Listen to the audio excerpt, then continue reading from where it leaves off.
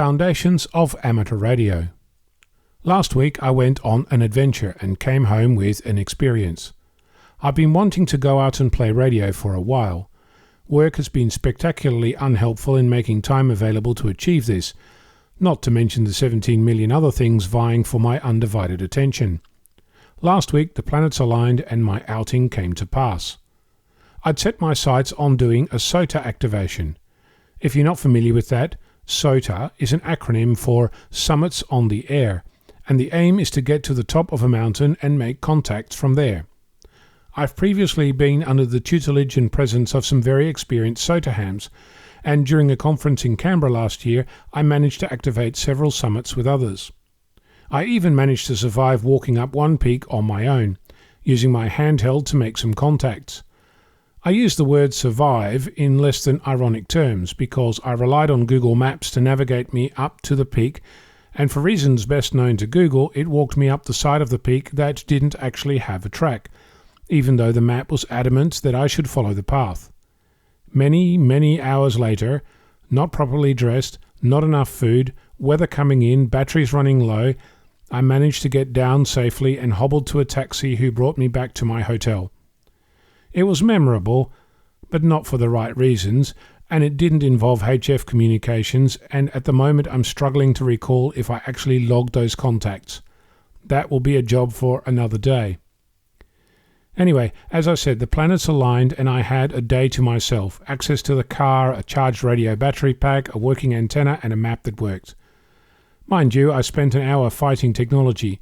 First to register on the SOTA website, then to activate the software on my phone, then to get Google Maps to actually navigate me to the peak, and for it to download the offline maps, so I could navigate whilst out of mobile phone range. Lesson learned, plan to do the technology before the day. So, I set off an hour later than planned, but I was finally on my way. Google Maps again let me down by navigating a different route than I wanted since I had the choice of more or less dirt road, and I wanted less. Google picked the other one, even though I pointed it at the one I wanted. Another lesson learned, make sure that you add markers to your route before Google Maps starts you on your way, since there is no changing it once you're driving. After an hour and a bit I arrived at the top of the peak. If you're interested, it was Mount Dale, or SOTA Peak VK6/Sierra Whiskey 036. But before you go looking for my log, stick around, there's more to the story. So, I set up my antenna, a multi-tap outbacker, and set it to 40 meters. I appeared to have mobile phone coverage, so I added my spot to the SOTA Watch website and started calling CQ. I managed my first contact within 8 minutes of my advertised start time, so I was pretty chuffed. For the next few hours on 40 meters and 15 meters, I managed contacts with 23 stations. The biggest distance I managed was 5,353 kilometers, or 1,071 kilometers per watt. Not bad for a vertical antenna mounted to my car. I did some experiments along the way with turning my car around, getting better and worse signals, but overall it was great. I had a little play with 2 meters but didn't manage anything other than talking on the local repeater, which is located 24 kilometers away and about 250 meters lower down. One friend suggested that there was a satellite pass coming over later in the day, but by the time I'd been there for 4 hours I was cooked. It wasn't spectacularly hot or anything, but it was time to go. No satellite this time, but something to add to my list of things to check. I came home and basked in the enjoyment of having gone out and made some contacts, more than I'd managed for most of the year, very satisfied.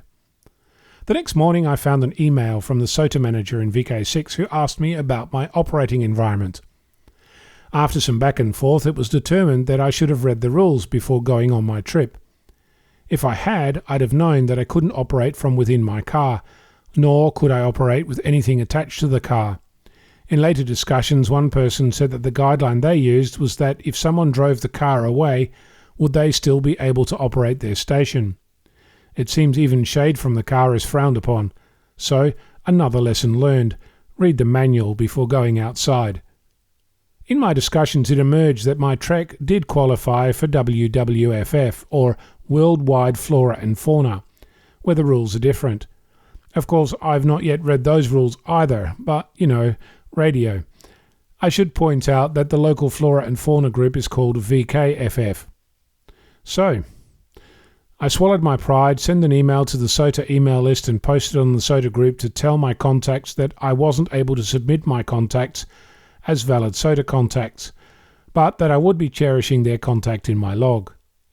I've not yet sent off my log to the local WWFF coordinator. Work has managed to stymie that effort, but I have the log and I'll send it off when I have a spare hour to enter the contacts into a computer and format them as required. So, from a lessons learned perspective, I managed to get to the top, set up my radio and make contacts. That's a great outcome. I have been out when that didn't happen. I also learned that Google Maps, something which I use almost daily, is still trying to kill me. It's just being more subtle about it than I would like. I'm sure that there is a Reddit writing prompt in there somewhere. Perhaps I'll write it in my munificent spare time. I should read the rules for both SOTA and WWFF, and I need to figure out how I'm going to be portable with my radio bolted into my car. I really don't fancy pulling it out, and I'm not in any financial position to go out and purchase another radio. Though, if you're feeling inclined, you're welcome to make a donation to my benevolent fund. The donate button is on the podcast website.